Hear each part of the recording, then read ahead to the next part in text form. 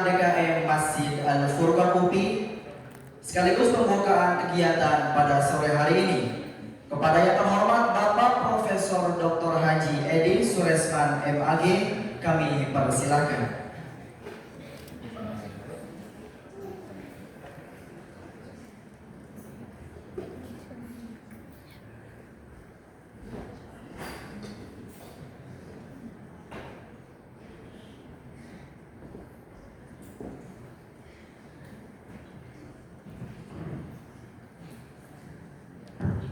Assalamualaikum warahmatullahi wabarakatuh. Waalaikumsalam warahmatullahi wabarakatuh. Alhamdulillah wa syukurillah, asyhadu an la ilaha illallah wahdahu la syarika lah, wa asyhadu anna Muhammadan abduhu wa rasuluhu la nabiyya ba'dah, wa la haula wa la quwwata illa billah. Allahumma shalli wa sallim ala Rasulillah wa ala alihi wa sahbihi wa wala. Puji dan syukur kita panjatkan kepada Allah Subhanahu wa taala. Alhamdulillah kita pada sore hari ini bisa bermuajahah, bisa bersilaturahmi dalam rangka majelis ilmu. Ini salah satu kegiatan yang dilaksanakan oleh Biro Penelitian dan Pengembangan serta Pertemuan Ilmiah yang diketuai oleh Bapak Dr. Yuliawan Kasmadi Hidayat. Jadi pas akhir tahun ini, alhamdulillah ini bisa memberikan respek. Jadi ini merupakan salah satu kegiatan dari Bironya. Alhamdulillah ini hadir dari Dewan Pakar, ini Profesor Dr. Haji Sofyan Sauri MPD. Alhamdulillah, terima kasih atas kehadirannya. Kemudian biro-biro yang lain ini dari Biro Tamir hadiah Profesor Raja. Kemudian dari yang lainnya ada, alhamdulillah dari FPBS, kemudian FPST, kemudian dari FMIPA, ini mahasiswanya FMIPA, kemudian dari FPBS. Kemudian dilakukan juga ini daring juga. Nah, alhamdulillah, jadi banyak nih yang mengikuti. Alhamdulillah, nanti kalau yang hadir di luring itu bisa dapat hadiah snack. Ya, kalau luring, jadi luring pahalanya banyak, dapat snack, dapat silaturahmi, kemudian siapa tahu ketemu jodoh.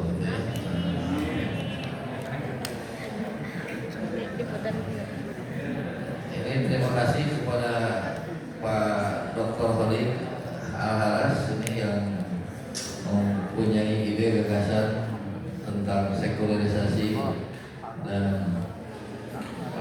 perregusan, ya.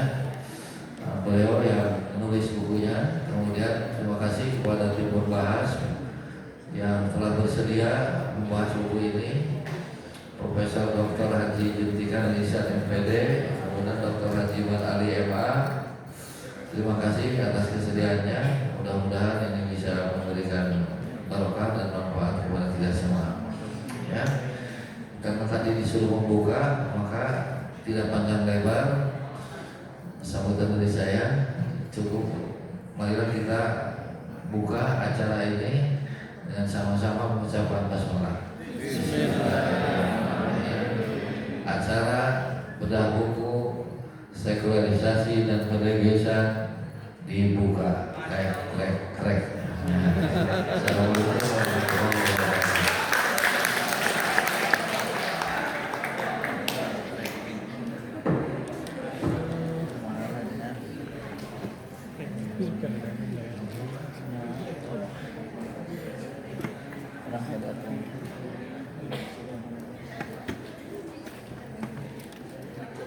Baik, kami terima kasih mengucapkan kepada Bapak Profesor Dr. Haji Edi Suresman MAG atas sambutannya sekaligus pembukaan kegiatan pada sore hari ini.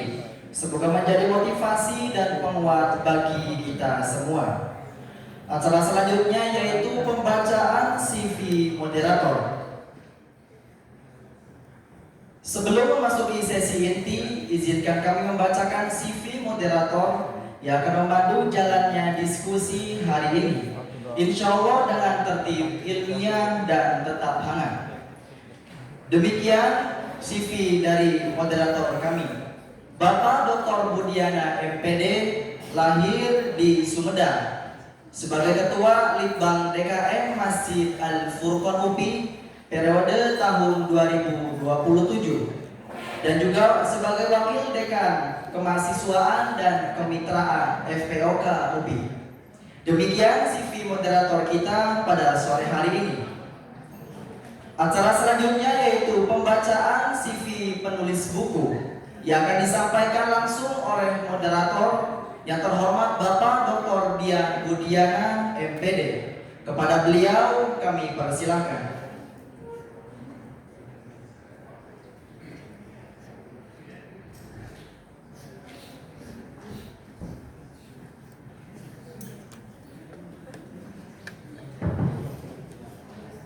Bismillahirrahmanirrahim. Assalamualaikum warahmatullahi wabarakatuh. Waalaikumsalam warahmatullahi wabarakatuh. Alhamdulillahilladzi hadana li hada wa ma kunna linahtadiya laula an hadallah. Rabbi shrah li sadri wa yassir li amri wa hlul 'uqdatam min lisani yafqahu qawli. Yang saya hormati Bapak Ketua DKM Al-Furqan Profesor Dr. Edi Suresman, para pengurus, para guru besar, dan khususan kepada penulis Bapak Dr. Khalid Haras dan juga pembahas Profesor Dr. Jutika MPD dan juga Bapak Dr. Haji Mat Ali MPD serta sesepuh Pak Kiai Abdul Iman, terima kasih atas kehadirannya. Para rekan-rekan pengurus di Litbang DKM Al-Furqan, Bapak Ibu dosen, serta seluruh mahasiswa yang baik hadir secara luring maupun secara daring. Alhamdulillah pada kesempatan yang berbahagia ini Biro Litbang di bawah koordinator Pak Dr. Wiliawan bisa menyelenggarakan kegiatan bedah buku yang berjudul Sekularisasi dan Pereligiusan yang ditulis oleh Bapak Dr. Khalid Haras. Bapak Dr. Khalid Haras Abdullah MPD adalah dosen Bahasa dan Sastra Indonesia di UPI. Beliau memperoleh gelar sarjana S1-nya dan Magister MPD dari program yang sama di UPI, kemudian gelar doktor bidang linguistik juga di SPS UPI. Beliau lahir di 22 Januari tahun 64 dan beliau sebagai seorang peneliti yang aktif, penulis serta berbagai narasumber di berbagai kegiatan. Kemudian pembahas kita yang terhormat Bapak Profesor Dr. Jutika MPD, beliau selaku dekan di SPS UPI sebagai narasumber di berbagai instansi.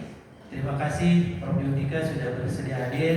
Dan juga pembahasan kedua Bapak Dr. Haji Mat Ali, beliau adalah ketua pendakwahannya di Al-Furqan, kemudian juga imam masjid di Al-Furqan serta ketua DKM masih di Ataqwa ya Pak. Untuk itu kami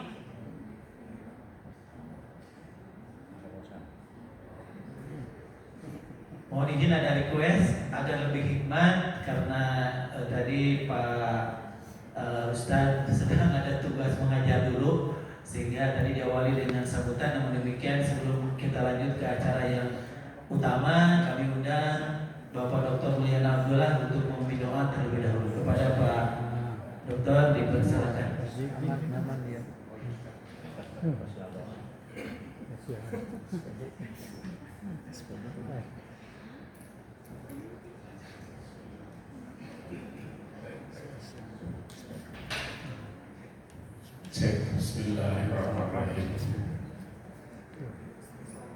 Assalamualaikum warahmatullahi wabarakatuh. Waalaikumsalam warahmatullahi wabarakatuh. Mari kita sejenak tundukkan kepala kita meluruskan hati kita untuk bermohon kepada Allah Subhanahu wa taala. Semoga Allah yang Maha Pengabul doa berkenan memenuhi permohonan kita semua. Semoga acara ini berjalan dengan lancar, selamat dan mendapatkan ilmu yang berkah buat kita semua. A'udzu billahi minasyaitonir rajim. Bismillahirrahmanirrahim. Hamdan syakirin, hamdan amin, hamdan yuafi ni'amahu wa yukafi masidah. Ya Rabbana wa lakal hamdu wa lakal syukru kama yanbaghi li jalali wajhikal karim wa 'azimi sultanik. Allahumma shalli ala sayyidina Muhammad wa ala ali sayyidina Muhammad. Allahumma bi anna nashhadu annaka antallahu la ilaha illa anta al-ahadus samad alladzi lam yalid wa lam yulad wa lam yakul lahu kufuwan ahad. Ya Allah, Tuhan yang Maha Mengetahui, pada hari ini kami berkumpul di ruang ini untuk membaca, menelaah dan berdiskusi tentang ilmu, bahasa dan makna. Anugerahkanlah kepada kami kejernihan akal, kelapangan hati dan ketulusannya, agar setiap gagasan yang lahir dari diskusi ini menjadi jalan memahami kebenaran, bukan sekedar perdebatan, tetapi pencerahan. Ya Allah, di tengah dinamika sekularisasi dan religiositas, bimbinglah kami agar mampu membaca perubahan makna bahasa dengan kebijaksanaan, sikap ilmiah dan adab keilmuan, tanpa kehilangan nilai, tanpa mengabaikan iman. Jadikanlah kegiatan bedah buku dan diskusi ini sebagai amal ilmu yang bermanfaat, menguatkan tradisi akademik, menjaga nalar kritis, serta menumbuhkan sikap saling menghargai di kampus kami tercinta, Universitas Pendidikan Indonesia. Bimbingi langkah kami, berkahi waktu kami, dan terimalah ikhtiar kecil kami sebagai bagian dari pengabdian pada ilmu dan kemanusiaan. Rabbana taqabbal minna innaka antas samiul alim wa tub alaina innaka antat tawwabur rahim. Rabbana atina fid dunya hasanah wa fil akhirati hasanah wa qina adzabannar wa adkhilna jannata ma'al abrar ya aziz ya ghaffar ya rabbal alamin. Wa subhana rabbika rabbil izzati amma yasifun wa salamun alal mursalin walhamdulillahi rabbil alamin. Al-Fatihah. Iyyaka na'budu wa iyyaka nasta'in. Shiratal ladzina an'amta 'alaihim ghairil maghdubi 'alaihim waladdallin. Amin amin ya rabbal alamin. Terima kasih saudara kita di kamu yang Maha Kuasa. Assalamualaikum warahmatullahi wabarakatuh. Waalaikumsalam warahmatullahi wabarakatuh. Terima kasih Bapak Haji Dr. Ustaz Mulyana Abdullah. Bapak dan Ibu yang saya hormati, setelah tadi kami menyampaikan CV singkat dari penulis dan juga pembahas, dengan rasa hormat kami mengundang para penulis dan pembahas untuk tampil di podium. Pak Ahmad.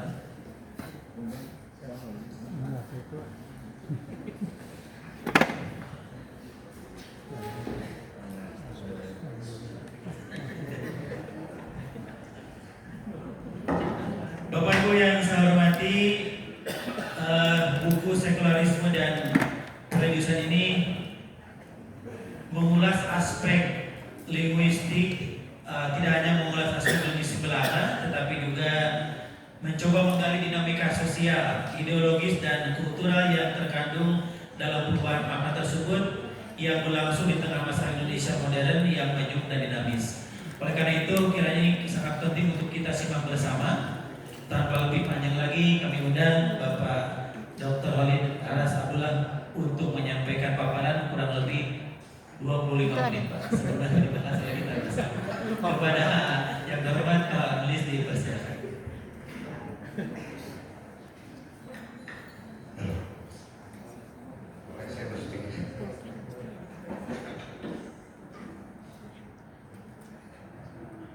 Bismillah, alhamdulillah, la hawla wa la quwwata illa billah. Asyhadu an la ilaha illallah wa asyhadu anna Muhammadan abduhu wa rasuluh. La nabiyya ba'dahu.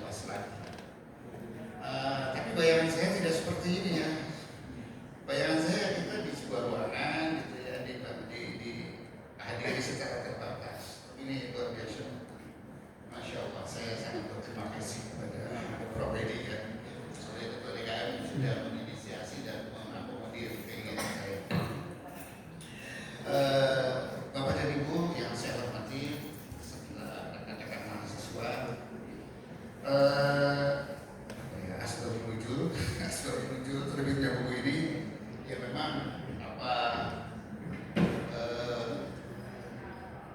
saya tidak ingin menyebutkan resiko, tapi ini bagian dari ketika saya berbulan dengan besar disertasi saya. Kepala saya banyak sekali gagasan, ide dan seterusnya. Salah satunya adalah kegelisahan saya melihat banyaknya kosakata yang berasal dari bahasa Arab yang kemudian diadopsi dalam bahasa Indonesia, dan itu terjadi pergeseran, apakah itu menyempit, meluas, bahkan berubah, dan itu memang sifat bahasa. Hanya yang membuat saya gelisah adalah ketika terjadi yang saya katakan sekularisasi dan pereligiusan ini. Bisa baik itu sekularisasi maupun pereligiusan kosakata Arab yang kemudian menjadi bahasa Indonesia itu dalam persepsi saya sama-sama mengkhawatirkan. Bukan berarti religius menjadi lebih baik begitu ya. Karena nanti di situ terjadi pembelokan makna, dan itu mungkin ujung-ujungnya bisa menguat ini ideologi apa yang sebenarnya sedang dikembangkan gitu ya, oleh mereka yang menggunakan istilah-istilah itu. Contoh yang paling konkret misalnya kata syariah. Syariah itu adalah istilah dalam bahasa Arab gitu ya, yang masuk dalam bahasa Indonesia. Kemudian ketika masuk dalam bahasa Indonesia, maknanya luas begitu ya. Bukan hanya berbicara tentang hukum Islam gitu ya, tapi juga masuk ke wilayah-wilayah yang luas daripada itu, misalnya ekonomi. Misalnya kan ada perumahan syariah. Perumahan syariah itu perumahan seperti apa sebenarnya? Bisnis syariah gitu ya. Yang seperti apa? Bahkan ada pacaran syariah. Jadi bahasa istilah syariah, istilah syar'i, perumahan syar'i, kemudian pakaian syar'i, maknanya sudah keluar dari konteks semula, gitu yang penuh dengan religius, gitu ya, yang sebenarnya sangat jelas maknanya menjadi kata halal. Dalam terminologi Islam kan halal itu masalahnya hukum ya, makan itu dan seterusnya. Sekarang kan digunakan dalam berbagai ranah begitu yang seringkali itu mengabulkan kalau menurut saya. Mungkin nanti mau koreksi di sini ada banyak pakar bahasa Arab gitu ya. Nah, jadi bahasa ternyata gitu ya, termasuk karena bahasa Indonesia bahasa Arab itu mendominasi kosakata bahasa Indonesia. Lebih dari 60% kosakata bahasa Indonesia itu berasal dari bahasa Arab gitu ya. Sehingga ya seolah-olah itu sudah menjadi bahasa Indonesia saja. Nah, jadi sebenarnya intinya kira-kira itu yang membuat kenapa saya merasa tertarik begitu ya, atau karena saya memang bukan jago bahasa Arab, saya jago bahasa Indonesia gitu ya, dan sedikit paham tentang bahasa Arab, sehingga saya mencoba memadukan itu gitu. Oh, ini ternyata ada pergeseran gitu ya, baik itu keluar atau menyempit begitu ya, bahkan ya yang saya istilahkan ada sekularisasi gitu ya, ada terjadi religiusisasi gitu ya. Misalnya kata umat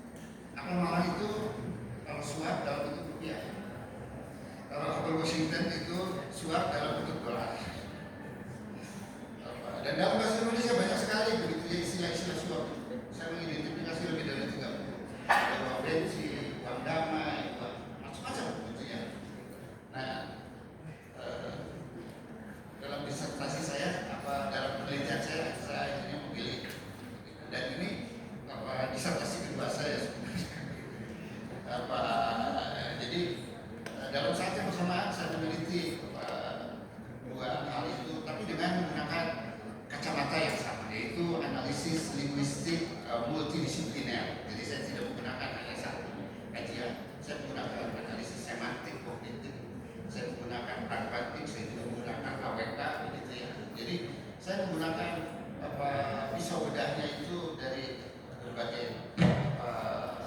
ilmu linguistik, jadi bukan hanya semantiknya saja. Tapi saya juga melihat bagaimana penggunaannya dengan pragmatik. Saya menggunakannya untuk mengkritisinya dengan AWK ya, analisis wacana kritis. Dan itu belum banyak dilakukan dalam konteks penelitian linguistik. Jadi memang buku ini sebenarnya kajian linguistik ya, hanya objeknya ya tadi kosakata yang berasal dari bahasa Arab yang kemudian menjadi kosakata bahasa Indonesia gitu ya. Karena kan dalam kajian critical discourse analysis, analisis wacana kritis itu kan sampai menemukan ideologi. Ideologi apa sebenarnya yang ada dalam sebuah kata, dalam sebuah kalimat. Nah, akhirnya saya menemukan bahwa penggunaan kosakata yang berasal dari bahasa Arab dan kemudian menjadi bahasa Indonesia itu lebih banyak didasarkan pada kepentingan komersial, ekonomi komersial. Jadi misalnya perumahan syar'i gitu ya, itu hanya label saja, karena pada dasarnya tidak ada pembeda yang signifikan. Misalnya perumahan yang mereka klaim sebagai perumahan syar'i itu dengan perumahan yang biasa. Begitu kan misalnya bisnis syar'i misalnya, atau misalnya masuk bank ya, bank BSI itu bank syariah Indonesia, apa sih yang membedakannya? Padahal kan hampir sama saja kan. Di situ ada bunga dan seterusnya, namanya saja yang berbeda begitu ya. Jadi ujung-ujungnya ternyata yang ekonomi gitu ya. Seperti itu. Atau misalnya dalam konteks dunia politik, ujung-ujungnya mereka untuk kepentingan politik. Jadi ini sekaligus juga menunjukkan bahwa bahasa tidak pernah netral. Bahasa itu selalu berdimensi memuat apa yang mereka tidak ingin katakan lewat kata itu, tapi mereka ingin sampaikan. Nah, jadi kira-kira seperti itu. Saya sebenarnya ingin mewakafkan buku ini ya, dan siapapun yang ingin membacanya. Tapi ini kan harus dibaca dicetak gitu. Oleh karena itu, mohon maaf saya tidak bisa membagikannya dalam edisi cetaknya. Tapi kalau edisi PDF-nya nanti saya akan bagikan begitu ya kepada yang hadir, begitu, termasuk yang bisa menghubungi mahasiswa saya. Sudah ada sebenarnya PDF-nya. Jadi silakan bisa dibaca. Ya. Kalau untuk ininya karena cetak terbatas, gitu ya, jadi saya mohon maaf tidak bisa membagikan edisi cetaknya ini. Saya kira sebagai pengantar itu saja ya, karena saya sebenarnya pihak yang harus diberi masukan itu bukan saya yang menyampaikan. Terima kasih. Assalamualaikum warahmatullahi wabarakatuh. Terima kasih Bapak Dr. Abdul Ahras MPD yang sudah memaparkan secara umum ya terkait dengan esensi buku ini. Namun demikian untuk supaya lebih bernas lagi apa yang kita diskusikan hari ini, kami mengundang Profesor Dr. Jutika Lisan MPD untuk membahas terkait dengan apa yang ditulis oleh Bapak Dr. Abdul Ahras MPD. Kepada Pak Jutika dipersilakan. Bismillahirrahmanirrahim. Assalamualaikum warahmatullahi wabarakatuh. Alhamdulillahirabbil alamin wa bihi nasta'inu ala umuri dunya waddin wa ala alihi wa sahbihi ajma'in. Asyhadu an la ilaha illallah wahdahu la syarika lah wa asyhadu anna Muhammadan abduhu wa rasuluhu la nabiyya ba'dahu. Allahumma shalli wa sallim ala sayyidina Muhammad wa ala ali sayyidina Muhammad. Qala ta'ala fil Qur'anil Karim, a'udzu billahi minasyaitonir rajim. Iqra bismi rabbikal ladzi khalaq, khalaqal insana min 'alaq. Iqra wa rabbukal akram, alladzi 'allama bil qalam, 'allamal insana ma lam ya'lam. Shallallahul alaihi.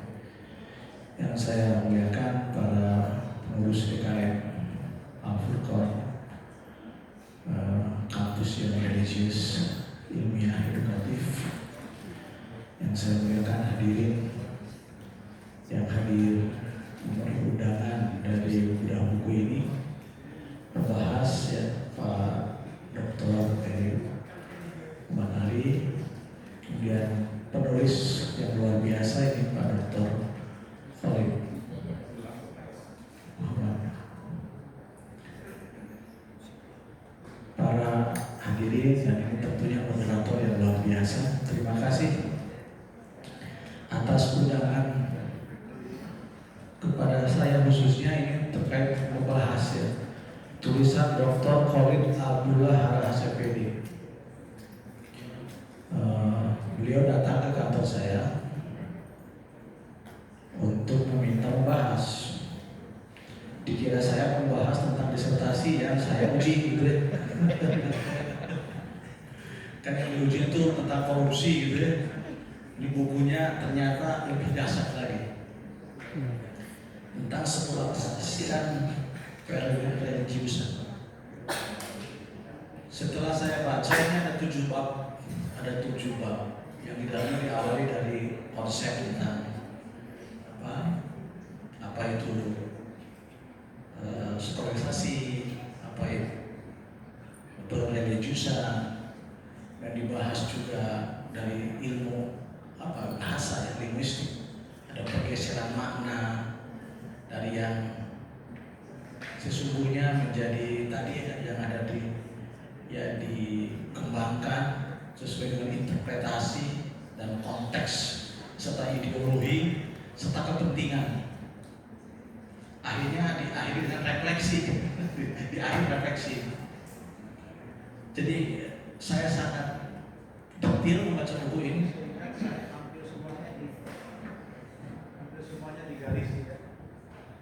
Semuanya ditandai karena semuanya yang penuh dengan makna. Saya dari psikologi, ya. Jadi saya lebih membaca itu kan menurut Profesor Vismaya kan memaknai apa yang dibaca ya. Di otak saya otak psikologi gitu. Jadi menafsirkan kita di kacamata psikologi. Bagaimana orang berperilaku dengan menggunakan bahasa. Jadi yang saya amati itu perilaku-perilakunya. Bagaimana orang pada saat mengatakan halal, bagaimana orang pada saat mengatakan syariah gitu, bagaimana orang pada saat mengatakan tadi muamalah atau hubungan.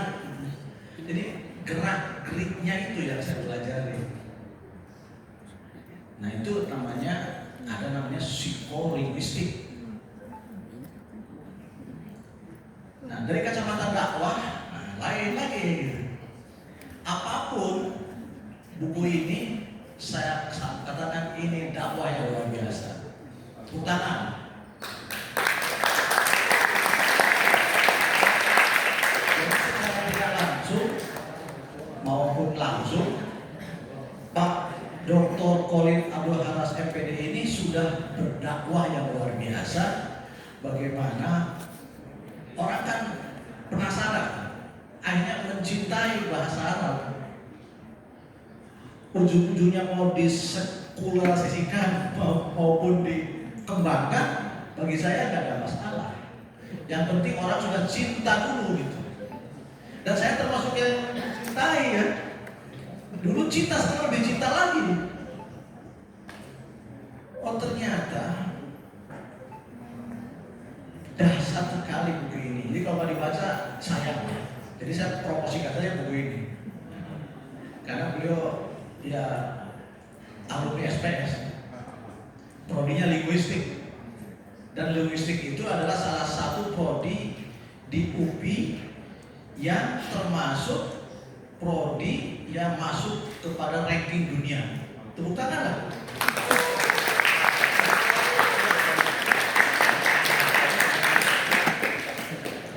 Jadi hanya ada 3 di UPI yang masuk ranking dunia by subject itu.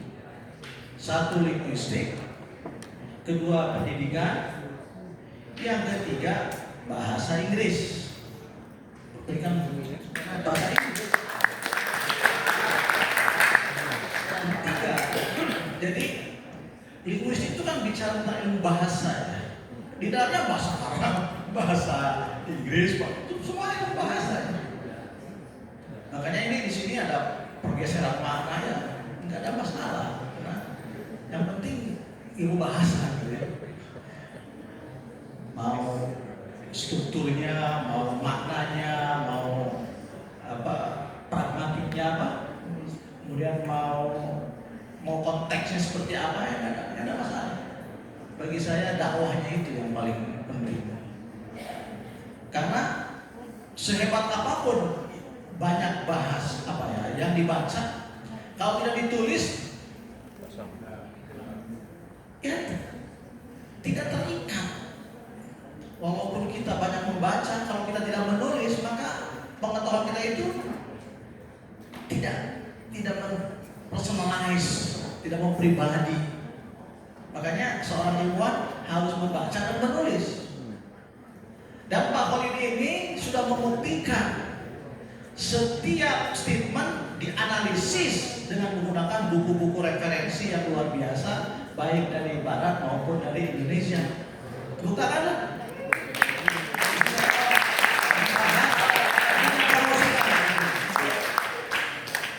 Jadi setiap yang ditulis itu dianalisis. Nah, itulah pentingnya dokter itu begitu.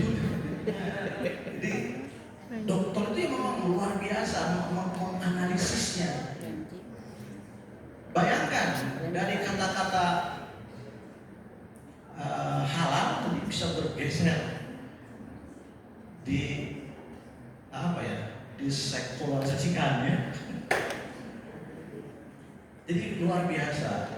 Nah, saya ingin katakan bahwa buku ini penting dibaca karena akan betul-betul menambah wawasan kita, betul-betul menambah khasanah keilmuan kita. Ternyata bahasa Arab itu dahsyatnya luar biasa. Kebetulan saya punya dosen namanya Ustadz Ali Hidayat. Itu prodinya linguistik juga, masuk di linguistik. Kemarin kita penelitian ya di Mekah dan di Madinah tentang bahasa. Bagaimana orang memaknai ibadah umroh dari sudut pandangan yang beragam dengan menggunakan bahasa yang beragam. Ada dari Cina, ada dari Pakistan, ada dari India, ada dari Eropa, ada dari macam-macam. Dianalisis. Pemaknaan ibadah umroh dianalisis. Dan saya katakan ini harus jadi tulisan yang terindeks Scopus sehingga UP cepat ranking ke-800 dunia dengan mengangkat apa nilai-nilai religiusnya. Jadi nanti di jurnal internasional Islamnya yang menonjol, Islam, Mekahnya yang menonjol, Madinahnya yang menonjol, UPI-nya yang menonjol dari kacamata tadi linguistik. Jadi subhanallah, buku ini perlu dibaca, perlu dikembangkan lebih jauh. Cuma kritik saya satu, ya, bahwa jangan terlampau minderwaardig dalam menulis. Harus percaya diri. Terima kasih. Assalamualaikum warahmatullahi wabarakatuh. Luar biasa. Satu kata yang di-highlight sama saya bahwa buku ini menurut Profesor Diutika adalah sebagai media dakwah itu yang Profesor di dalam mensiarkan kosakata bahasa Arab. Apapun esensinya, mau disekolahkan pun tidak, tapi bagi beliau ini adalah suatu media dakwah. Tepuk tangan untuk pembahas kita yang pertama.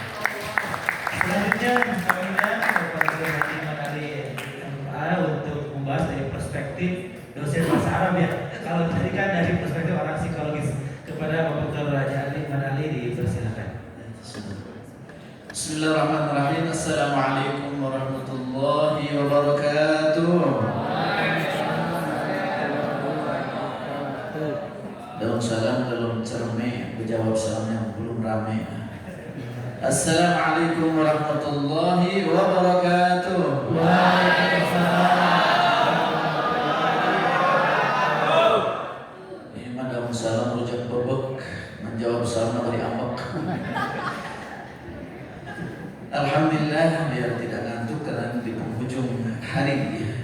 mudah-mudahan kita tetap semangat untuk membaca, menganalisis, memahami apa yang akan kita bahas hari ini, yang sedang dibahas hari ini berkaitan dengan sekularisasi dan pereligiusan. Nah, ini judul anyar bagi saya ini, karena itu akan sangat menarik untuk kita telah.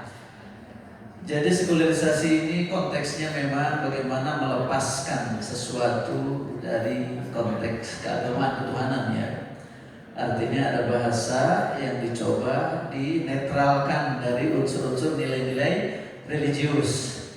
Tapi juga ada bahasa yang tadinya netral dicoba untuk didekatkan kepada nilai-nilai keagamaan. Saya kira ini sangat penting dalam konteks apa pemberian makna pada sebuah kata, ungkapan dan lain sebagainya. Saya baca buku ini luar biasa. Kenapa? Karena muncul dari seorang yang jurusannya pendidikan bahasa Indonesia atau linguistik, tapi mencoba ini menjelajah ke bahasa Arab. Tapi kalau saya lihat beliau memang ada turunan Arabnya, jadi tertarik pada bahasa Arabnya. Nah, oleh sebab itu saya kira kolaborasi antara berbagai jurusan, terutama kebahasaan Arab, Inggris, termasuk Indonesia, memang suatu keniscayaan agar hasil dari pembahasan, analisis, penelitian ini betul-betul lebih meluas, lebih mengerucut juga kepada aspek-aspek linguistiknya, baik kearabannya, keindonesiaannya, juga lebih meluas dari sisi melihat bagaimana peran bahasa dalam konteks kehidupan yang multi, begitu ya, multi kehidupan. Di buku ini memang beliau mencoba menyoroti bagaimana peran bahasa dalam multi aspek kehidupan, baik politik, agama maupun bisnis dan lain sebagainya. Karena pada hakikatnya kita ini makhluk berbahasa. Jadi ciri yang paling mendasar bagi manusia adalah bahwa manusia adalah makhluk berbahasa, dan itu merupakan ketetapan Allah Subhanahu wa taala, anugerah dari Allah Subhanahu wa taala. A'udzubillahi minasyaitonir rajim. Ar-Rahman 'allamal Qur'an, khalaqal insan, 'allamahul bayan. Ini ayat yang keempat ini. Ini karakteristik manusia sejak dia terlahir menjadi manusia makhluk istimewa karena Allamahul bayan. Dia diberikan kemampuan al-bayan. Al-bayan itu adalah kemampuan penalaran, kemampuan berpikir, kemampuan untuk menjelaskan, kemampuan untuk berbahasa. Dan ini hanya dimiliki oleh manusia. Bukan berarti yang lain tidak mampu berbahasa, cuma sederhana simbol-simbolnya. Tapi kalau manusia, karena sejak awal sudah diberi allamal insana ma lam ya'lam, sejak awal sudah diberikan apa lagi oleh Allah Subhanahu wa taala. Ketika Nabi Adam terlahir ke alam dunia, beliau sudah wa 'allama Adamal asma'a kullaha. Jadi Allah sejak menciptakan Nabi Adam sudah memberi satu keistimewaan khusus, yaitu 'allama al-asma'a kullaha, simbol-simbol, seluruh simbol-simbol yang ada di muka bumi ini sudah Allah tanamkan. Kemampuan untuk memahami simbol-simbol itu sudah Allah tanamkan pada manusia yang namanya manusia Bani Adam, Nabi Adam dan keseluruhannya. Oleh sebab itu kemampuan berbahasa memang suatu anugerah terbesar dari Allah Subhanahu wa taala yang tentu bagi kita harus manfaatkan ini untuk kebaikan kita sebagai makhluk hamba Allah yang mampu bersyukur atas nikmat kebahasaan itu. Nah, oleh sebab itu karena manusia itu memiliki kemampuan penalaran, kemampuan berbahasa, maka dia akan memanfaatkan bahasa apapun agar mampu untuk mengkristalkan, atau kalau dalam bahasa beliau itu untuk mewadahi fenomena kehidupan, mewadahi fakta kehidupan, mewadahi konsep kehidupan, sehingga dengan diwadahi oleh bahasa maka kita akan mampu memahaminya untuk konteks tertentu, atau konteks ini atau konteks ini. Karena betul-betul memang bahasa itu wadah pemikiran, wadah realitas sosial. Jadi, realitas sosial itu akan mudah kita pahami ketika itu sudah dikonsepkan dalam bentuk bahasa. Dan beliau luar biasa ini mencoba menelaah khususnya bahasa Arab dalam proses perkembangan makna. Ya sebenarnya di bahasa Arab sendiri proses pengalihan makna, perubahan makna itu terjadi juga. Bahkan terjadi dalam filologi Islam itu yang disebut Islamisasi bahasa. Islamisasi bahasa itu begini, ada bahasa-bahasa Arab yang dulunya belum dalam konteks Islam jadi diislamkan. Kemudian juga ada bahasa-bahasa asing yang dulunya belum menjadi bahasa Islam, lalu diserap oleh orang Arab, lalu akhirnya turun Al-Quran, dan ketika bahasa asing itu sudah beredar di dunia Arab, kemudian menjadi bahasa Al-Quran, sehingga terjadilah Quranisasi bahasa asing. Itu terjadi juga di bahasa Arab. Nah oleh sebab itu kalau dari bahasa Arab kemudian masuk ke Indonesia melalui perjuangan dakwah yang tadi kata Prof. Juntika bahwa ini adalah perjuangan dakwah melalui bahasa, memang sedemikian hebatnya para aulia Allah, para wali-wali Allah ketika berdakwah ke Indonesia, mereka itu sekaligus membawa konsep-konsep religius, konsep-konsep Islam ke dalam bahasa. Kemudian bertemu dengan budaya Indonesia sehingga terjadi akulturasi kebahasaan yang mungkin karena kebutuhannya sesuai dengan budaya lokal, maka pasti saja ada penyesuaian kebutuhan sehingga terjadi lokalisasi apa bahasa Arab yang tadinya mendunia bisa menjadi mendaerah gitu ya. Ya contoh kata syukur gitu kan. Dari syukur yang tadinya mendunia dalam konteks bahasa Arab menjadi mendaerah seperti syukuran. Itu kan syukuran menjadi lokalisasi bahasa ya. Sehingga kata syukuran itu kalau diterjemahkan lebih spesifik lagi. Kalau dikembalikan kepada bahasa Arabnya ya menyempit begitu. Menyempit. Kenapa? Karena syukuran sudah ada konsepnya di bahasa Sunda, yaitu ada cara rame-rame, kumpul-kumpul, ada doa, ada makan-makan, ada apa. Ketika kata syukuran dilepas dari makna lokalnya, dikembalikan kepada Arabnya, jadi apa ya? Jadi kurang gitu. Makna lokalisasinya kurang. Jadi memang begitu. Ini adalah penyempitan makna. Ya, tadi beliau mencoba menganalisis bahasa Arab. Ada yang penyempitan makna. Contoh misalnya kata fitnah, saudara. Ini kata fitnah ini bukan lagi penyempitan, tapi shift, pergeseran makna. Sehingga ketika dikembalikan lagi kata fitnah kepada bahasa Arabnya, orang Arab sudah tidak paham lagi. Seperti itu. Ini shift pergeseran makna. Fitnah kalau dalam bahasa Arab ada ibtila, yaitu ujian. Fitnah juga adalah huru-hara, al-haul minal ahwal, huru-hara. Fitnah juga dalam bahasa Arab adalah kenikmatan, kesenangan. Tapi ketika dipakai oleh orang Indonesia menyempit, bahkan jauh dari mana aslinya, yaitu menuduh tanpa bukti. Nah, itu sangat jauh dari maknanya. Sehingga kalau dikembalikan ke Arab, orang Arab tidak akan paham makna fitnah itu seperti yang dimaknai oleh orang Indonesia, nggak akan paham itu. Sebab fitnah yang diterjemahkan, yang dimaknai oleh bahasa Indonesia yaitu menuduh orang tanpa bukti, itu di bahasa Arabnya bukan fitnah, tapi apa? Al-qadhf.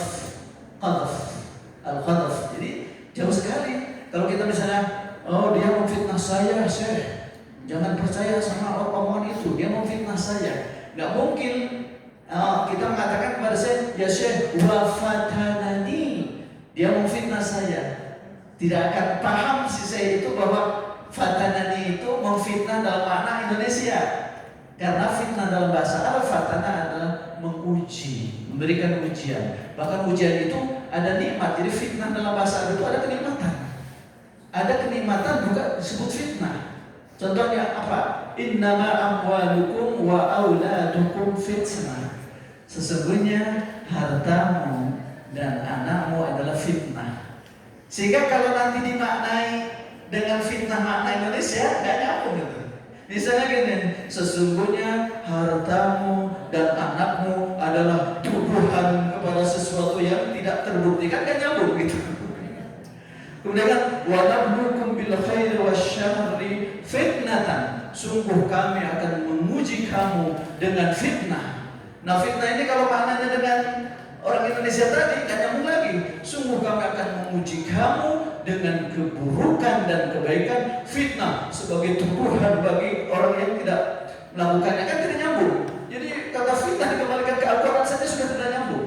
Jadi fitnah makna di Indonesia dikembalikan ke Al-Quran saja sudah tidak nyambung. Ini betapa ya pergeseran makna dari umum menjadi lokal, kemudian dari keagamaan menjadi netral, kemudian dari tadinya global menjadi lokal. Ini semua memang fenomena kehidupan manusia berbahasa, karena Allah memang memberikan kemampuan berbahasa untuk tujuan kehidupannya, sehingga akhirnya bagi manusia sah-sah saja untuk menggunakan kata-kata apapun, karena yang penting bagi manusia adalah bagaimana dia memanfaatkan setiap simbol-simbol bahasa untuk kehidupan dirinya, baik dalam konteks pribadi, dalam konteks sosial, dalam konteks keagamaan, dalam konteks kenegaraan, ya termasuk dalam kekuasaannya. Sehingga konsep-konsep kebahasaan itu bisa menjadi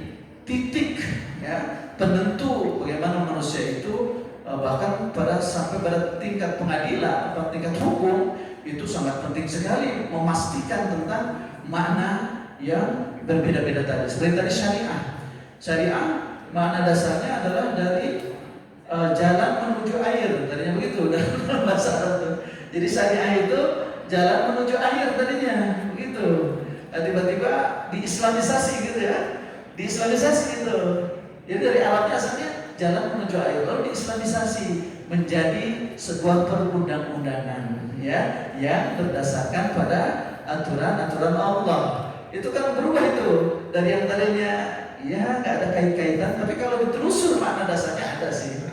Karena syariah yang disebut adalah jalan juga menuju air, itu jalan menuju pencerahan, jalan menuju kedamaian, jalan menuju ketenangan. Sehingga diksi itu dicoba oleh Al-Quran dari umum tadinya lalu diislamkan menjadi syariah. Sehingga akhirnya dari situ lahirlah diambillah ke bahasa Indonesia dengan makna yang tadinya religius tiba-tiba menjadi konteks bisnis dan lain sebagainya. Itu semua sah-sah saja, yang penting disepakati oleh pemakainya, penuturnya dengan pendengarnya sudah sepakat. Nah, yang penting itu ya. Jadi alhamdulillah nih saya memberikan apresiasi besar kepada Pak Dr. Alim yang sedemikian konsen kepada perubahan makna bahasa Arab ke bahasa Indonesia. Dari Indonesianya pun berkembang lagi pemaknaannya, dari apa yang asli denotatif menjadi konotatif menjadi ini dan sebagainya. Saya kira kajian seperti ini memang harus terus dikembangkan karena bahasa akan terus berubah maknanya, sehingga agar kita tetap mampu memaknai bahasa itu dalam konteks yang kita inginkan, tidak terlalu lepas dari makna dasarnya, maka kajian-kajian akurat seperti ini saya kira terus perlu dikembangkan. Itu saja barangkali, mungkin nanti dari tanya jawab mungkin bisa berkembang. Terima kasih kepada Dr. Roli, terima kasih Pak Profesor Gantiga, terima kasih Budian, dan terima kasih kepada semuanya, pada sesepuh kami yang insya Allah mungkin juga memberikan masukan-masukan kalau diberikan waktunya untuk bagaimana mengapresiasi buku ini. Terima kasih Pak Dokter, luar biasa, saya sangat salut. Saya malah malu ini yang jurusan bahasa Arab nggak mampu menganalisisnya terluas begini. Harusnya bagian kita kasar gitu, tapi nggak apa-apa lah, namanya ilmu juga berkembang untuk semuanya ya. Terima kasih, mohon maaf mungkin kurang tajam analisis saya karena waktu juga yang terbatas. Assalamualaikum warahmatullahi wabarakatuh. Waalaikumsalam warahmatullahi wabarakatuh. Kasih tepuk tangan kepada Ibu. Bapak Ibu, satu hal yang tadi disampaikan oleh Bapak Dr. Badali MA bahwa yang ditulis ini adalah satu hal untuk mempopulerkan bahasa Arab supaya dikenal di masyarakat tuh ya. Apapun maknanya, walaupun tadi ada sedikit makna yang berbeda gitu yang dicontohkan seperti misalnya tadi fitnah pakai F bukan pakai P ya. Tapi kalau sudah pakai P fitnah gitu ya. Sehingga tapi yang paling penting bahwa kalau tadi Prof. Yutika mengatakan sebagai media dakwah, artinya bahwa kita sebagai orang Islam membiasakan untuk mempopulerkan bahasa Arab dalam kehidupan sehari-hari. Contoh saya sekarang sudah melarang anak saya bilang hari Minggu, saya bilangnya Ahad saja gitu. Karena ada beberapa pemaknaan 2 minggu itu dalam makna yang negatif, katanya begitu. Saya tidak tahu persis bagaimana lebih lanjutnya. Namun demikian, Bapak dan Ibu, untuk lebih memperluas lagi hasanah intelektual tentang buku ini, kami undang Bapak Ibu, para guru besar untuk urung rembuk memberikan masukan maupun pertanyaan kepada yang pertama Profesor Profesor Sauri, kemudian Profesor Jaja, dua dulu kepada Pak Ali Riki, ya. Oh, dan Pak Dr. Jodiman, ya. Nanti yang lain, silakan Prof. Sofian. Bismillahirrahmanirrahim. Assalamualaikum warahmatullahi wabarakatuh. Alhamdulillah, setelah mendengar bahwa buku ini hebat, bahwa ini bagus, karena baru sudah baca. Kalau kami baru mendengarkan, tapi menyebutkan bagus juga, gitu ya. Kenapa? Karena sudah ada wujudnya, sudah ada buktinya. Gitu. Kenapa? Karena buku itu sebagai bukti cerminan seseorang. Kalau seorang dokter belum ada bukunya, kata Prof. Tika belum sakit kan. Makanya setelah dari dokter ini langsung bukunya keluar. Jadi memang makna tulisan dan tulisan itu merupakan bukti dan kapan menulis Pak Doktor Khalid, kapan menulis? Ya kalau kapan bukan waktu gitu. Maksud saya kalau kembali kepada maharoh di lughah Arabiyah itu ada 4 maharoh. Satu ada istimah, kemudian ada takalum, ada qiraah, baru kitabah. Seorang penulis kalau tidak pernah mendengar orang ngomong, tidak pernah ya mendiskusikan apa yang ada di dalam pendengarannya tadi, dikaitkan juga dengan membaca setelah kita mendiskusikan, maka baru di situ menulis. Saya kepada mahasiswa suka mengatakan begini, kapan Anda nulis? Kalau tidak pernah mendengar, tidak pernah diskusi, tidak pernah membaca, tidak akan ada yang ditulis. Tetapi dengarlah, diskusilah, bacalah, terus tulis. Tadi Prof. Tika menyatakan bahwa menulis itu tidak mudah, perlu perjuangan-perjuangan. Dan ketika juga berbicara sekularisasi, ini seolah-olah dibenturkan kata sekuler dengan kata religi. Jadi dibenturkan, di mana ini pembenturan di dalam makna bahasa. Dan kalau berbicara makna itu luar biasa, karena ada jurusan yang ngurusin tentang makna. Pendidikan umum nilai itu bicara tentang makna. Dan saya alhamdulillah dulu ketika menulis buku disertasi tentang kesantunan berbahasa, itu juga merupakan yang diungkapkan oleh Pak Dr. Roman Ali calon profesor ketika mengucapkan alamahul bayan, itu keluarlah kaul-kaul. Ada kaulan sadida, ada kaulan karimah, ada kaulan ma'rufah, ada kaulan baligo, kaulan maisuro, dan kaulan lainnya. Itu semuanya menggambarkan suatu komunikasi. Karena tadi bagaimanapun kalau kepribadian itu kan komunikasinya itu maknanya itu kalimatnya itu ucapannya itu. Sehingga begitu mengatakan salah, tentu ada lagu ucapan salah, ada lagu ucapan perintah, ada lagu ucapan larangan, himbauan dan sebagainya. Nah jadi betul-betul kata sekuler ya dalam benak banyak orang itu menyingkirkan sesuatu konsep yang menyangkut dengan keagamaan, sehingga jangan kalau agamis lagi bahasanya.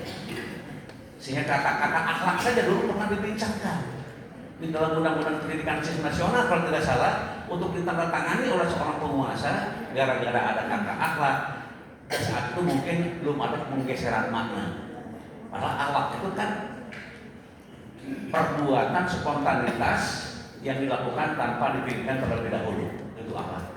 Tetapi setelah lama-kelamaan, ketika disebut karakter, disebut tata krama, sopan santun, budi pekerti, budi perangi, ini semuanya menjadi warta. Itu mungkin pengisian makna mungkin ketika bicara akhlak lama gitu ya, padahal bila diterjemahkan bisa beraneka. Dan juga tadi yang dikatakan seperti guru, seperti ustaz. Ustaz itu kan sebenarnya guru ngaji. Yang bawa tas itu, yang sudah lama tasnya sudah diganti-ganti, gitu ya. Kemudian pakai sarung, itu ustaz. Tapi kalau dengan kamu ustaz itu profesor. Ketika ada kegiatan di situ, di gimnasium atau di mana, ketika menyebutkan ustaz itu seperti asing. Maka sekali-kali dekan SPS memanggil profesor itu Ustaz. Tadi Ustaz Adi gitu ya. Ustaz Adi itu sudah profesor ilmunya. Tinggal ada penyempurnaan dan juga mungkin istilahnya ya diperjuangkan. Karena bagaimanapun kata Prof. JK, ini guru saya Ustaz Adi itu sudah profesor dalam sebutan orang Arab. Kemudian juga selain itu murid ini. Murid itu kan bahasa Indonesia, bahasa Arab. Aroda yuridu muridan. Mana murid? Siapa murid itu? Orang yang bahasa sunatnya orang yang kasar. Oh, dia tahu kasar. Jadi kasar itu sangat tergila-gila tentang ilmu gitu. Di mana ada pengajian, di mana ada kegiatan selalu nongol di situ. Kenapa? Karena dia sebagai seorang murid. Nah, ini penggeseran mana sehingga beralih kata menjadi siswa. Kemudian kepada anak didik gitu ya. Ini juga mungkin kalau dikembalikan kepada bahasa Arab Pak Dr. Manali, mungkin nanti sekali-kali juga bahasa Arab yang bisa mengangkat derajat ya bangsa Indonesia dengan tadi 60%. 60% itu tahun berapa? Menyatakan 60% bahasa Arab menyumbang Indonesia tahun berapa itu? Jangan-jangan sekarang sudah lebih usah gitu.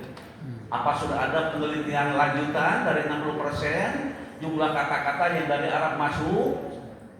Nah, itu juga menjadi hal yang patut diungkap dan dianalisis. Karena memang Pak Aras itu kalau ada tulisan selalu memperlihatkan kepada saya.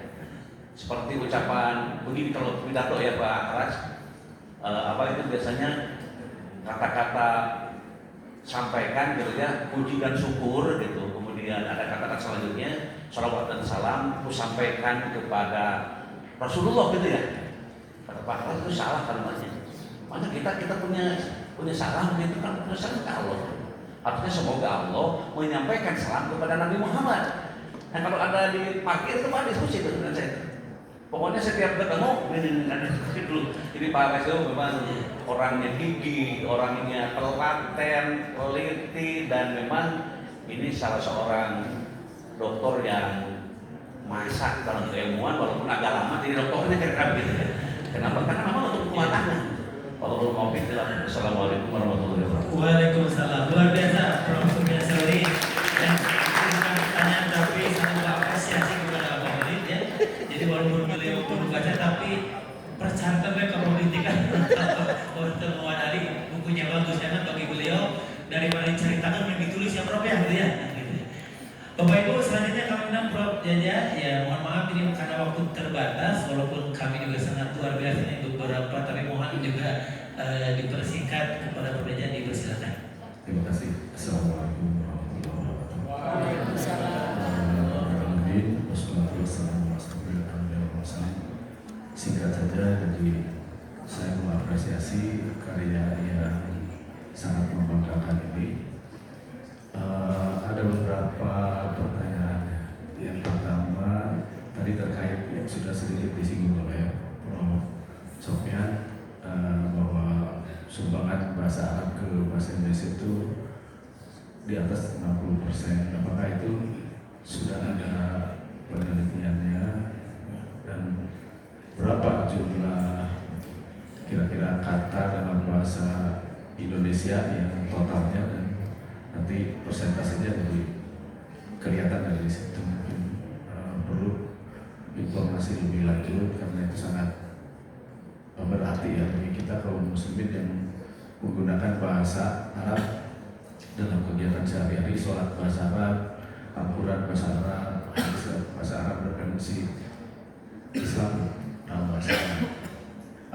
Saya sendiri bukan orang yang mengerti persis bahasa Arab, saya orang MPTI dari teknik elektronik, tapi sehari-hari pakai bahasa Arab dalam sholat ya, dan bahasa Arab.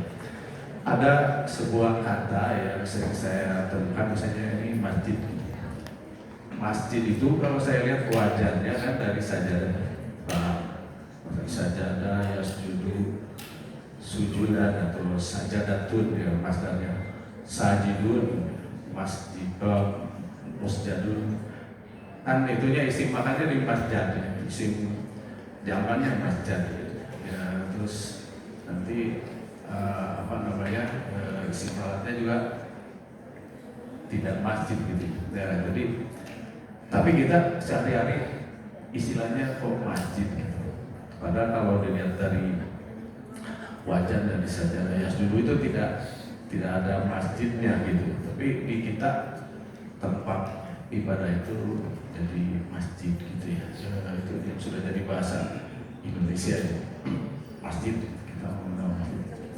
Itu dan kalau saya belajar sedikit gitu ya dari bahasa Arab itu sangat luar biasa. Satu kata itu bisa menghasilkan 92 kata. Dari misalnya sajadah kemudian ditasrif bil madi bil qadari masdar bil isim maf'ul isim bil amar bil nahi itu sudah jadi 12 ya.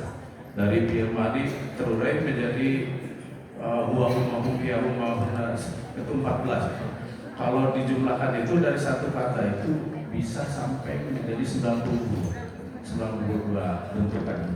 Sangat luar biasa. Itu bagaimana cara menyerapnya ke bahasa Indonesia gitu, bahasa Indonesia yang seperti yang kita gunakan. Karena sudah sore jadi terima kasih. Wassalamualaikum warahmatullahi wabarakatuh. Terima kasih Prof. Jaja men-highlight dua pertanyaan yang tadi terkait dengan apa hasil penelitian kosakata bahasa Indonesia, bahasa Indonesia pada berapa, dan yang kedua bagaimana pemaknaan perubahan bahasa tadi. Sebelum dijawab, kami undang Pak Kiai Dr. Zuliman, dipersilakan.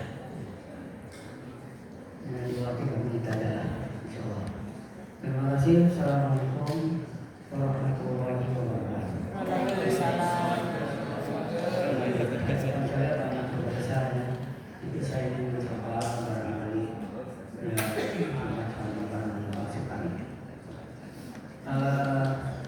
tadi pembahasan materi itu di linguistik. Linguistik itu sebetulnya juga semua itu yang namanya lambang-lambang bahasa itu mula-mulanya ya bahwa modalnya itu dari akal. Dan itu Allah selalu dalam Al-Quran dalam ayat itu apalah takdir, apalah taklama, apalah tusiru dan tanda jaga. Karena itu jadi berpikir ini bagi manusia itu sangat betul-betul vital ya otak kita. Berpikir itu apa? Berpikir itu adalah proses mengabstraksi. Jadi kalau kita sedang merenungkan sesuatu dalam pikiran kita, artinya kita sedang abstraksi sesuatu. Mungkin kita pagi hari biasa tidak digambar ya. Nanti setelah ini saya mau kemana, misalnya mau kuliah atau kemana.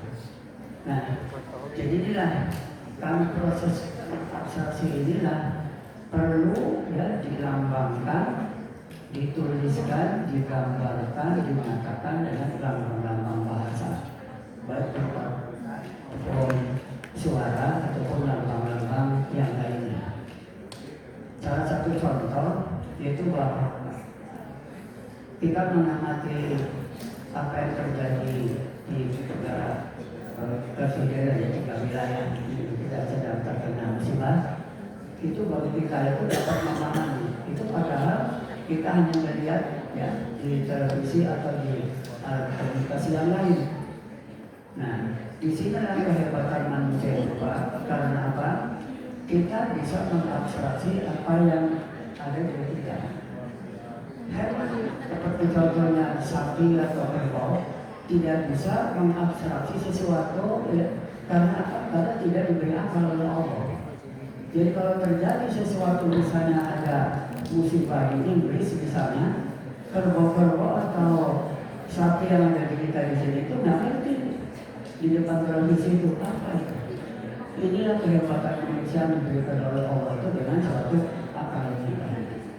Nah oleh karena itulah makanya perlu ya akal kita ini betul-betul harus dipelihara. Cara saya dengan benturan ya bisa jadi berpower ya. Itu sangat bahaya sekali. Nah jadi kalau misalnya ada satu kata saja kita mengerti bahasa tulis seperti kalau di apa namanya itu pom bensin bensin habis, kita tidak perlu datang ke tempat itu, dari jalan aja sudah terjadi. Tapi kalau sapi kerbau hewan ini harus dikenalkan dengan barangnya. Jadi kalau misalnya suruh makan, maka rumputnya didekatkan ke mulutnya, berarti suruh makan. Kalau diminum tidak bisa, jadi kalau air habis nanti tetap ada. Sapi itu akan menguap karena apa? Kelaparan, padahal itu di situ dengan tulisan besar, ya rumput habis, tetap aja menguap karena nggak ngerti. Inilah barangkali suatu kehebatan. Maka dengan adanya musik ini itu membuat dari satu kata seperti misalnya dulu waktu saya pernah di Pak itu makalah ya. Dari kata apa makalah ini? Begitu. Oh rupanya dari makalah ya, yang dibicarakan gitu ya.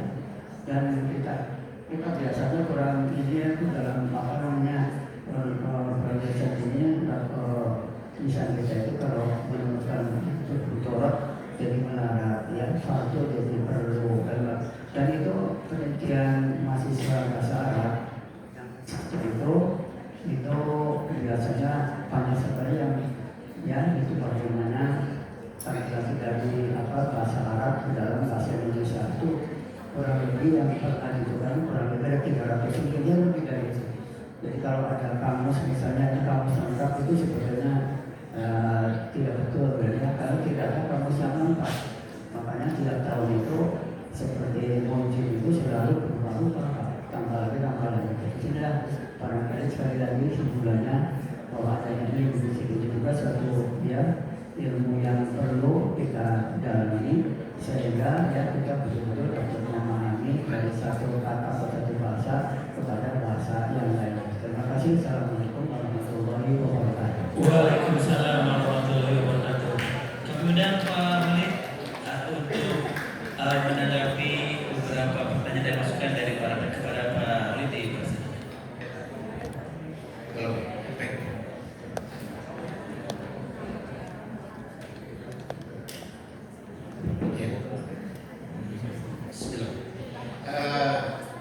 Saya sangat terhormat, begitu merasa sangat terhormat karena buku saya ini sudah mendapatkan masukan tanggapan dari Prof. Jutika, dari sahabat saya Pak Ahmad Ali, juga dari para pembahas yang lainnya. Ya, itu sangat berharga sekali menurut saya. Jadi jujur saja, waktu saya menulis ini ada terpikir kalau saya ini saya rancang nggak ya, saya memasuki wilayah orang lain gitu ya. Tapi kan saya mau membahasnya dalam konteks bahasa Indonesia bukan bahasa Arab. Akhirnya saya membuat pembenaran sendiri ya, gitu ya. Jadi saya melihat bahwa muasalahnya memang dari bahasa Arab, tapi ketika menjadi bahasa Indonesia, ya sudah menjadi kosakata bahasa Indonesia, gitu ya. Sehingga ya ketika ditafsirkan atau dimaknai dalam konteks orang Indonesia bukan orang Arab, gitu ya. Jadi seperti kata Prof. Sofyan, begitu ya. Muhammad Ali, orang Arab sesekali nggak paham, gitu ya. Contohnya fitnah tadi, gitu ya. Bahwa fitnah dalam bahasa Indonesia berbeda dengan fitnah menurut orang Arab. Gitu. Ya, jadi ini menurut saya memang di sinilah menariknya ketika sebuah kosakata, gitu ya, masuk ke dalam wilayah bahasa tertentu, kemudian ya akan berubah, gitu ya. Ada yang memang tetap, ada yang berubah, menyempit, meluas, akan berubah total. Nah, ada pertanyaan tadi, sudah berapa banyak sih kosakata bahasa Arab yang masuk ke dalam bahasa Indonesia? Sepengket yang saya tahu belum ada penelitian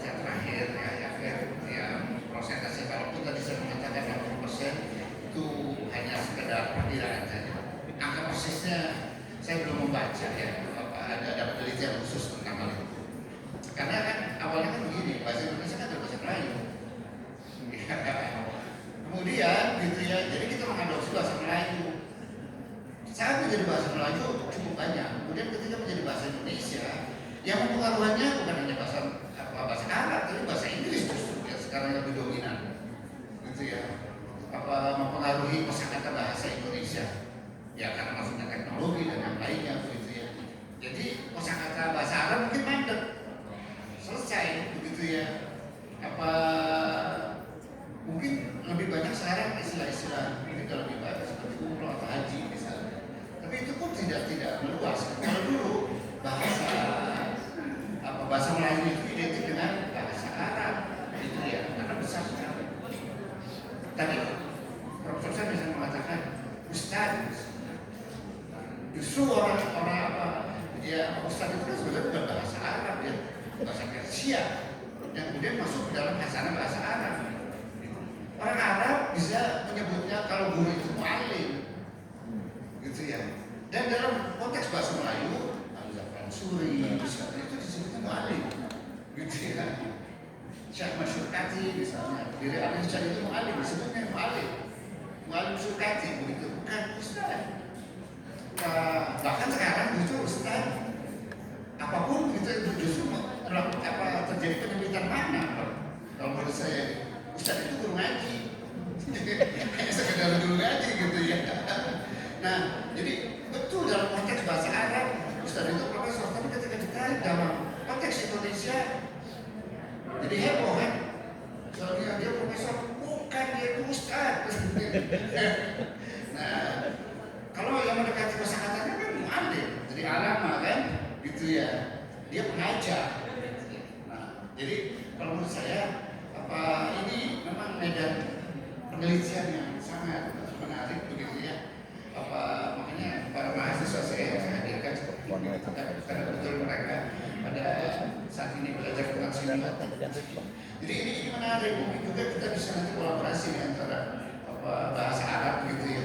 Mungkin sudah saatnya meneliti bagaimana bahasa Arab yang kemudian menjadi bahasa Indonesia itu dengan bahasa Arab di Arab saja begitu ya, karena dalam konteks Indonesia kan.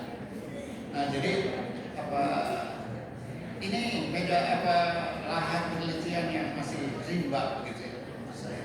Apalagi ketika dikaji dengan menggunakan visual analisis, bukan hanya misalnya pendekatan semantik saja, tapi menggunakan berbagai kajian. Karena sekarang ini kecenderungannya dalam kajian linguistik itu multidisipliner. Jadi dikaji dengan menggunakan beberapa visual supaya apa? Ya kan kalau hanya satu visual analisis tidak cukup karena bahasa itu seperti orang kompleks seperti yang tadi digunakan begitu ya. Kompleksnya itu jadi makna medan semantiknya itu luas gitu. Kalau secara aksi kamu seperti apa? Kalau dalam penggunaannya seperti apa? Dalam konteks misalnya politik seperti apa, dalam konteks sosial seperti apa, itu berbeda-beda ternyata medan semantiknya ya. Itu bahkan mungkin berubah. Nah, sekali lagi saya ucapkan terima kasih, ini sangat berarti sekali buat saya. Dan mohon maaf karena saya sudah wawanian untuk tulis masalah bahasa Arab, padahal ada banyak pakar begitu ya. Semangat saya hanya satu, ya. Saya menulis untuk menunjukkan ya keterbatasan saya. Makanya saya sangat senang sekali dan merasa terhormat ketika buku ini dibedah, apalagi di Al-Quran, gitu ya. Banyak yang menganggap ini terlalu besar. Ini masukan. Ini bukan omongan ya, tapi ini sungguh keluar dari hati nurani saya. Ini begitu. Terima kasih kepada Terima kasih Bapak Dr. Haji Abdullah. Kita masih ada waktu 5 menit lagi. Kami undang mahasiswa dan mahasiswa dulu. Mahasiswa masih ada? Kalau tidak ada mungkin ada nggak mahasiswa, jangan sampai nanti moderator disangkanya tendensius tidak memberikan kesempatan. Sekali lagi kami beri kesempatan mahasiswa. Ada yang mau bertanya? Ya kalau tidak ada, Pak Heri maka silakan. Silakan saja karena waktunya sangat terbatas. Assalamualaikum warahmatullahi wabarakatuh. Nama saya Papi dari jurusan Pendidikan Seni Rupa ya.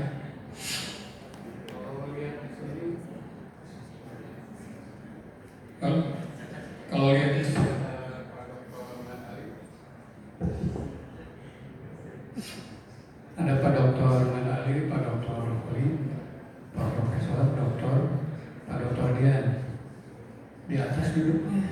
Jadi kalau saya bukan dokter di bawah dulu.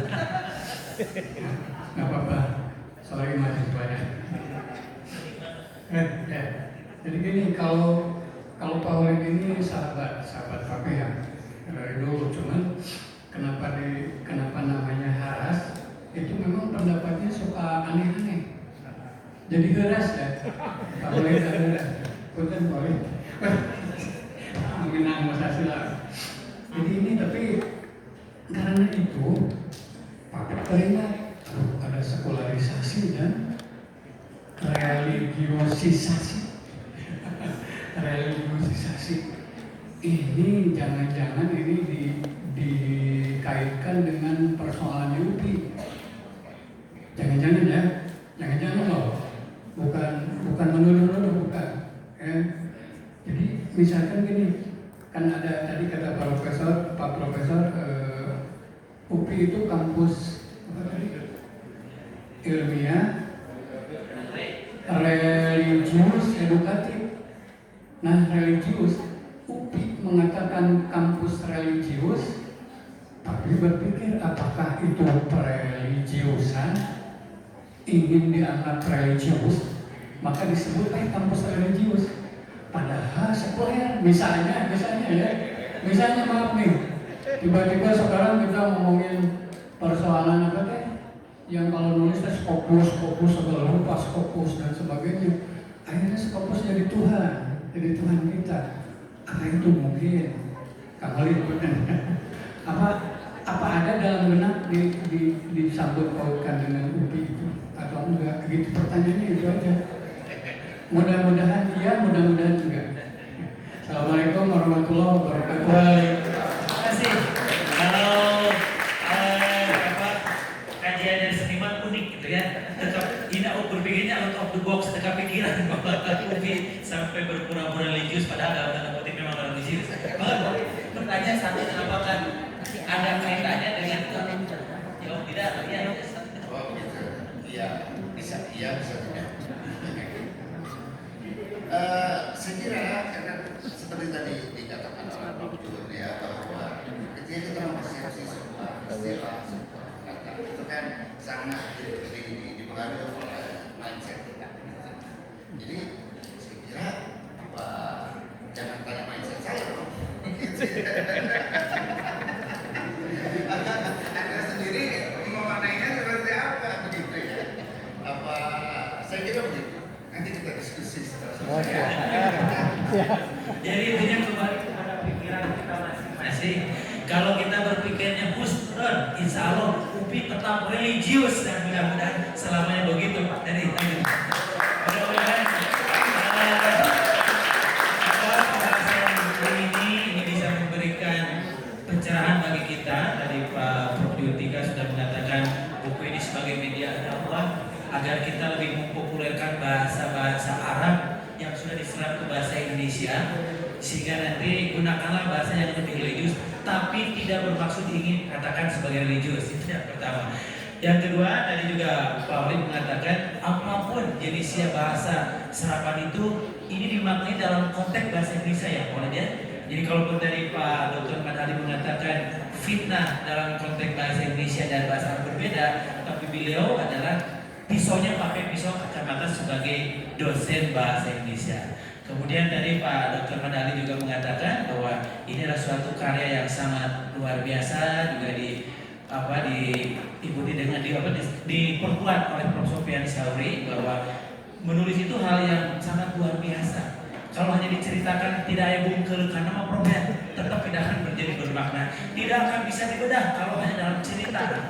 Oleh karena itu, apapun ide sebaik mungkin tidak akan bisa diusulkan ke Al-Quran untuk dibedah kalau cerita. Tapi kalau buku, insya Allah. Namun demikian, alhamdulillah dari pembahasan Prof. Yutika, Pak Dr. Madali, dari Prof. Sofyan Sauri, Pak Jaja, Pak Zuliman, kemudian Bapak Ibu semua, mudah-mudahan buku ini hadir sebagai salah satu wasilah UPI tambah berkah, UPI tambah maju, sehingga yang tadi disampaikan oleh Pak Heri itu religius itu benar. Jadi yang benar, insya Allah kita berdoa bersama, karena tadi oleh Pak Wali dikatakan tergantung mindset kita. Mudah-mudahan mindset kita UPI selamanya religius dan barokah. Terima kasih. Wassalamualaikum warahmatullahi wabarakatuh.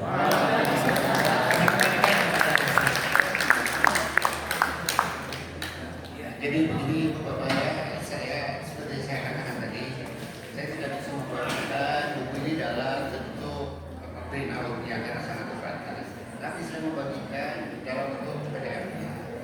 Ya, jadi nanti kalau yang membutuhkan PDF-nya nanti bisa hubungi saya atau hubungi mahasiswa saya di sana. Ya, nanti insya Allah PDF-nya bisa didapatkan. Satu saja pesannya, tolong jangan dibagikan ke yang lain-lain gitu ya. Sehingga karena nanti punya nggak laku dong. Terima kasih.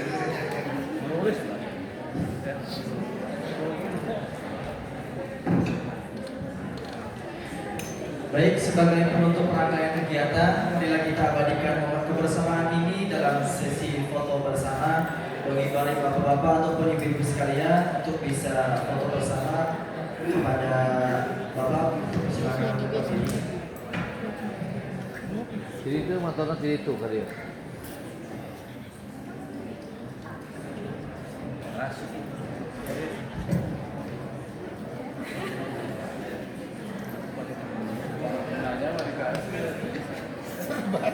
Saya tak kenal dia pasti.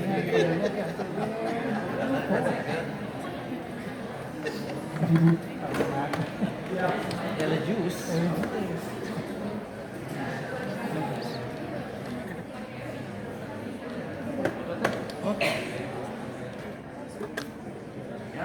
Boleh ya, ini yang istrinya gabung aja. Yang biasa. Jadi sesi pertama formal dulu. Formal dulu ya. Sesi kedua UPI melesat ya. Nah, yang kedua yang kedua. Boleh yang pertama ya.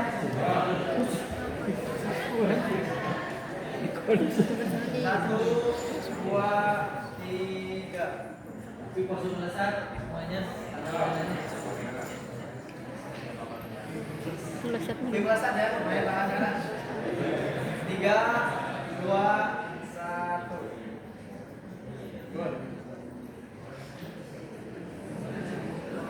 Mau ada jargonnya Pak?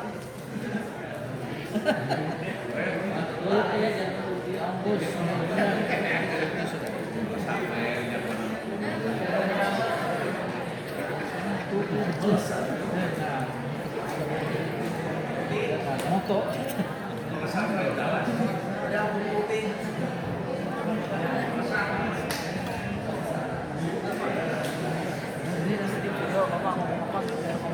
Ya, bicara sama-sama UP ilmiah edukatif religius.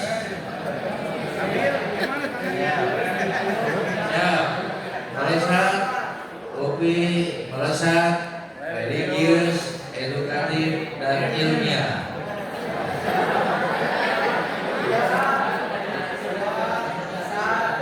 UP melesat religius ilmiah edukatif.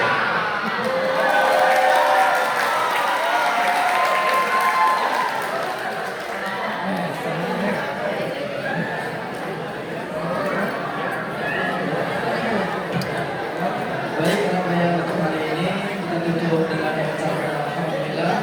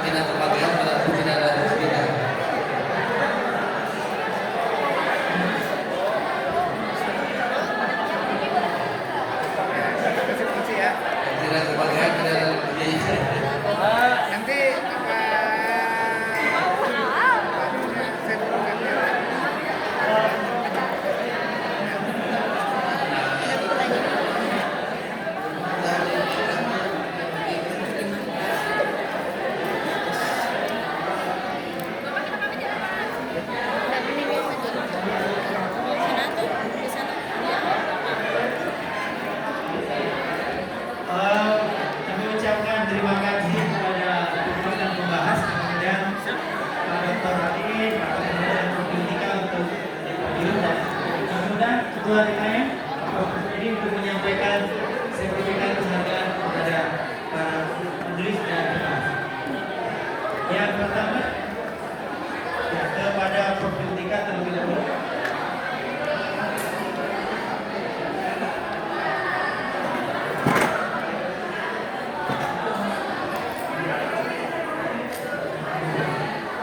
Kemudian yang kedua kepada penulis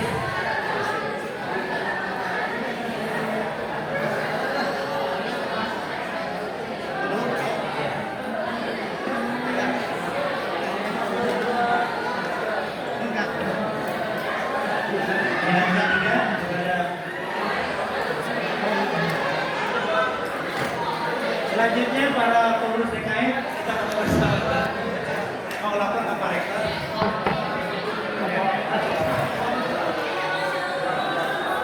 Ada usul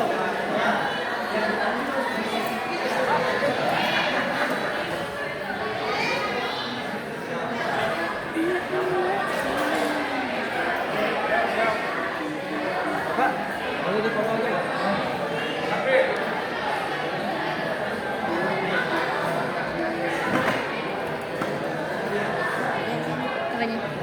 Nggak, aku mau dari sini aja.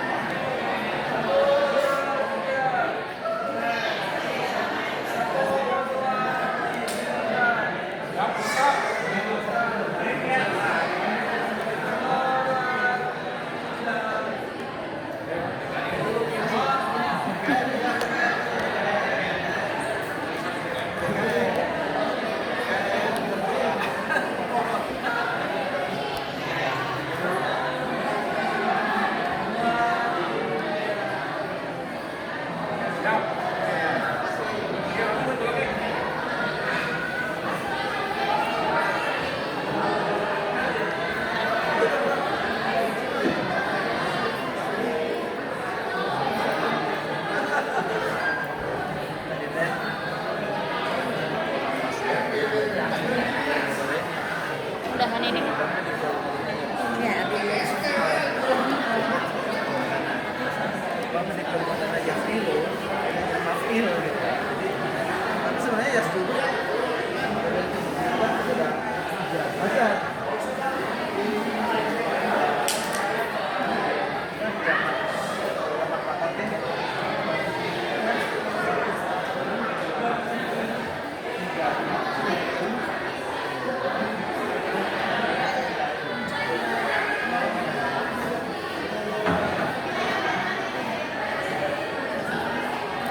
Dari jamaah kita langsung.